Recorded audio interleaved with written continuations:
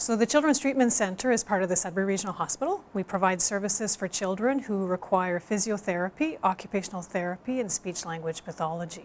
So these children may have very simple problems, like they may be walking on their toes, to very complex problems like having spastic quadriplegia, cerebral palsy, or autism, or significant developmental delays. And so it's our role to assist these kids reach their full potential. I'm the social worker at the center, and I'm also the intake coordinator, so I do two main things. One is, as the intake coordinator, I'm the person who receives all of the referrals.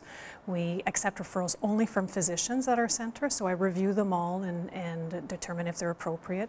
I'm also the contact person for parents for the time that their child spends on our waiting list, because unfortunately children sometimes have to wait for services. And so that's part of what I do for intake, and I meet with children who are referred here on an urgent basis. I'm often one of the first people that they meet when they come to the center. And so my role as a social worker is to support families in their journey.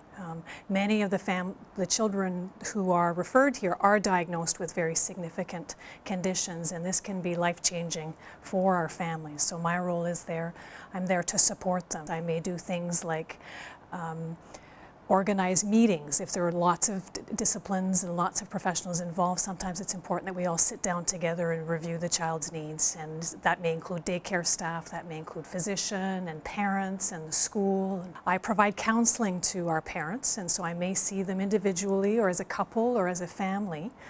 I run some groups, which I think is a very important part of allowing our parents to meet other parents who experience many of their same experiences. I have identical twin boys, Scott and Ian. They're 11 years old. They have quadriplegic cerebral palsy, which affects all the muscles.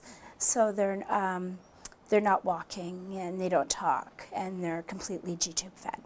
Well, we've been through all the programs in CTC. We went through TIPS, which is the toddler program. We went through PATH, and then we went to the school system. We received occupational physiotherapy and speech therapies. Now we're in the school system. We receive occupational therapy and physiotherapy, and we are seeing the augmentative communication clinic, which is now we have what is called a digital board, where it's a communication device that allows them to scan auditorily what is being said, and then they make their choices.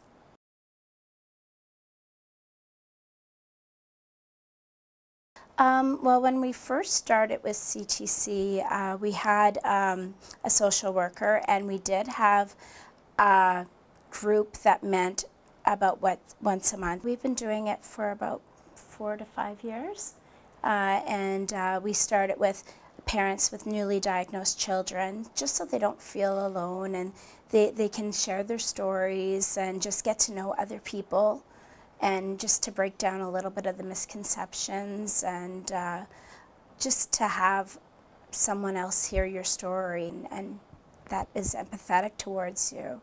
Because sometimes you can tend to feel like you're alone and feel like you're isolated. And you do tend to isolate yourself as a special needs parent, just because you don't want your child to get sick, or you're so focused on the therapies, that it's nice to have a group where you can talk and everybody speaks your own language.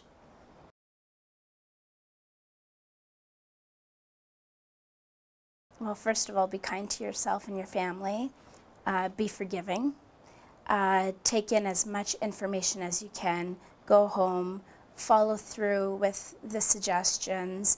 If you're unsure, ask questions. The therapists are always here to help. They haven't just helped my kids. They've helped me. They've helped my family. It's a big support system. It's a big support group. Coming into the center, I was scared. I was nervous. I didn't know what I wanted, and I was in huge denial. And I gave a lot of people a really hard time. And now I've come to realize that they were all here to help me. And I consider a lot of these people friends now, not just therapists. they treat you with dignity and respect, and they allow you to grow as an individual and get used to the idea. And all the physiotherapists, the occupational therapists, the speech language pathologists, they all work together, and they look at the whole unit, and they help the whole child. That's what I like about the center. You will have bad days and you will have good days, and soon the good days will outnumber the bad days.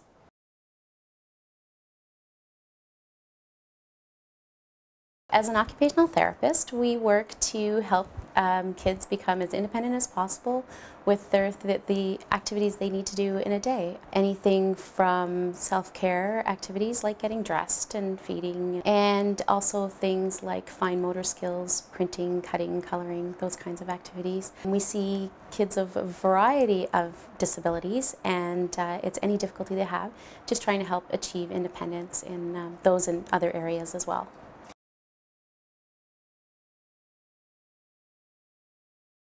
Well, it started off, we had an interview, an intake interview where we met with Joanne, the social worker here, and we also met with a physiotherapist. And so that's how it started. For our first couple months here, we did a treatment block of physiotherapy where we would come, I think it was an 8-week block, we would come once a week, and we would go through an exercise program with Bennett. The physiotherapist would show us things that we could do with him at home, stretches that we needed to do. And we would go home and work on that and try to meet some of the goals that we were setting. I think one of the biggest things as far as therapy goes is to become as involved as possible with your therapists. Find out what you can do at home, little things that you can do to incorporate therapy into every part of their day. Encourage other family members to get involved in that therapy program. Follow through with the goals. And most of all, realize that it's a slow process. Some things they will achieve, some things maybe they won't achieve, but it's all worth working towards anyway.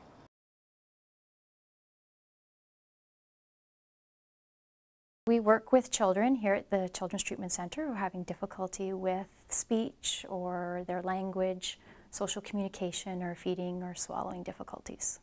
Initially, we do an assessment of the different areas to see what the area of difficulty is. Speech skills would include things like a child's speech sound development, so how they make sounds. We would also look at their oral motor skills to see how their lips and their tongue are moving to make different sounds. We also look at their voice and fluency, which is also known as stuttering. From that, we have our evaluation and find out what we need to work on. For their language skills, we look at their understanding of language. So for example, their ability to follow directions, understand concepts, and their expressive language skills, which includes their ability to express their ideas, whether they're using gestures or signs. Some children would be using photographs or pictures or a voice output system as a way to be able to express themselves.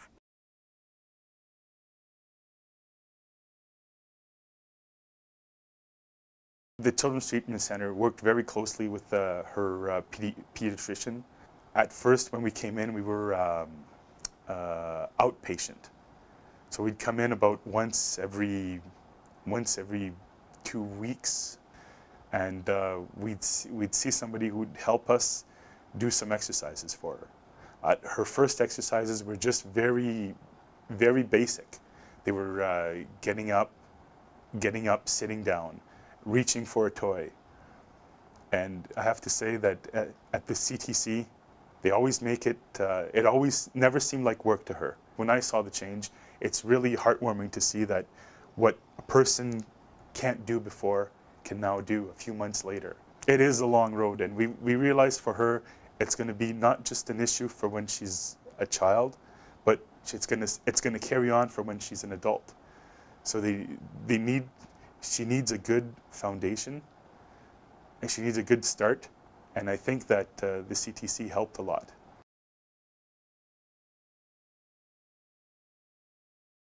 Physiotherapists at the Children's Treatment Centre are licensed healthcare professionals regulated by the College of Physiotherapists, Ontario.